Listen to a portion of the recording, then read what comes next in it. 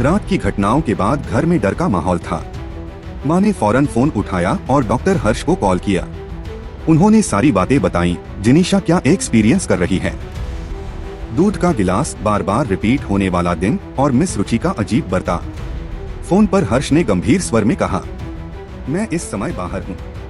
मेरे बड़े भाई मनु अभी अभी इंडिया लौटे हैं। वो न्यूरोसाइंस और टाइम फिनोमेना के विशेषज्ञ हैं। मैं उन्हें भेज रहा हूँ। शाम होते ही दरवाजे पर दस्तक हुई।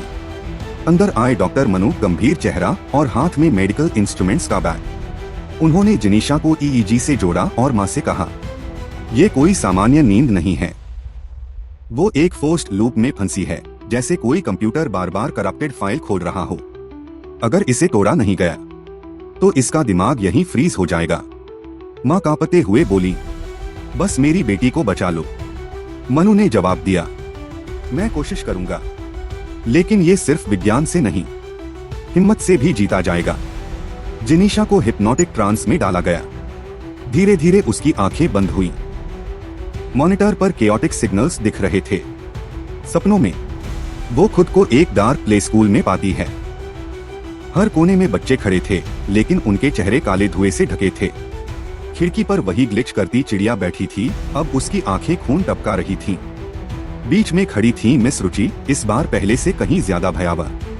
उनका चेहरा मानो गल रहा था, जैसे मोम पिघल रही हो। उनकी हंसी से पूरी दीवारें कांप रही थीं। वेलकम बैक जिनीशा, उन्होंने कहा। अब तुम्हारे सपनों में सिर्फ मेरा राज होगा। मनु बाहर ईईजी देख रहे थे। उसकी ब्रेन फ्रीक्वेंसी तेजी से गिर रही है। अगर और गिरा तो दिक्कत हो सकती है। उन्होंने तुरंत बाइनोरल जनरेटर चालू किया। अंदर मिस रुचि ने ब्लैक बोर्ड पर लिखा, जिनीशा। जैसे ही नाम लिखा, कमरे की छत से खून टपकने लगा। फर्श पर बच्चों के खिलौने हिलने लगे और हड्डियों जैसी आवाज करने लगे। जिनीशा कांप रही थी, लेकिन उसने चीखकर कहा, ये नाम मेरा है, तुम इसे कभी कंट्रोल नहीं कर सकती। उसने बोर्ड की ओर दौड़ लगाई, लेकिन अचानक बच्चों की भीड़ ज़ॉम्बी की तरह उसकी ओर बढ़ी। उनके मुंह से वही शब्द निकल रहे थे, लूप लूप लूप। निशा ने हिम्मत करके अपना नाम मिटाना शुरू किया। तभी मिस रुचि गरजी, नहीं। उनका चेहरा विकृत होकर एक दानव में बदल गया। उनकी बाहें लंबी होकर दीवार तक पहुंच गईं और उन्होंने जिनीशा को पकड़ लिया। उनकी आंखें लाल नहीं, अब पूरी तरह अंधेरे के गड्ढों जैसी थीं। बाहर मनु जनरेटर की फ्रीक्वेंसी और तेज कर रहे थे। मॉनिटर पर हर सिग्नल पीक मार रहा था। अंदर दीवारें टूट रही थीं, बच्चों की चीखें गूंज रही थीं। जिनीशा का पूरा शरीर कांप रहा था, लेकिन उसने पूरा जोर लगाकर बोर्ड से अपना नाम मिटा दिया। उसी पल मिस रुचि का शरीर फटने लगा।